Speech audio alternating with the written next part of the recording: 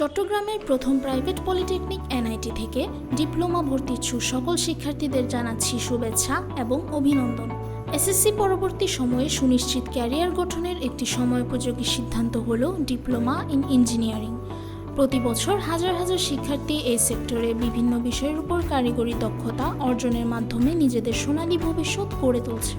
চলুন জেনে নিই বেসরকারি পলিটেকনিকে ভর্তি যোগ্যতা এবং ভর্তির নিয়মাবলী। ভর্তি যোগ্যতা শুধু 2024-25 শিক্ষাবর্ষের নয়, বরং যে কোনো শিক্ষাবর্ষের এসএসসি এবং সমমান পরীক্ষায় উত্তীর্ণ শিক্ষার্থীবৃন্দ ডিপ্লোমা ইন ইঞ্জিনিয়ারিংয়ের জন্য আবেদন করতে পারবে।